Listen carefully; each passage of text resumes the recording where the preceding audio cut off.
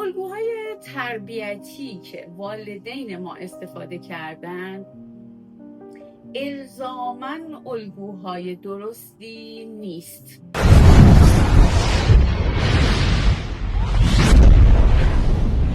و مطلب دیگر این که محیطی که الان بچه‌های ما دارن توش رشد میکنن و بزرگ میشن با محیطی که ما در اون رشد میکردیم و بزرگ میشدیم خیلی متفاوته.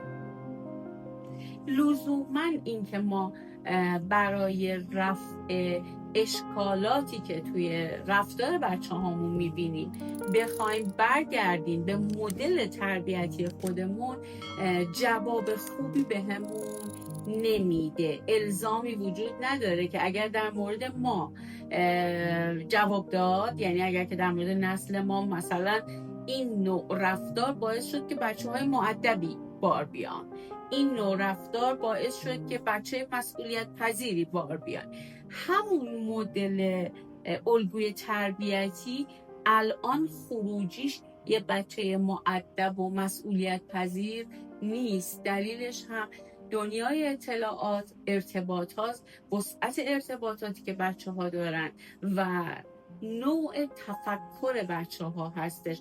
تفکر خلاق الان حاکم شده بر انواع تیپ فکری بچه ها. بنابراین خواهشم از شما پدر مادرای عزیز این هستش که هر وقت که با یک مسئله‌ای در مورد کودکتون روبرو شدین، به جای اینکه سریعاً برگردید و رفتاری که پدر مادر با شما داشتن برای کنترل رفتار کودکتون اون مدل رو پیش بگیرید، یه مکسی بکنید، یه خورده فکر بکنید، برگردید به حال و هوای خودتون توی اون زمان و حال و هوای بچه هامون توی این زمان.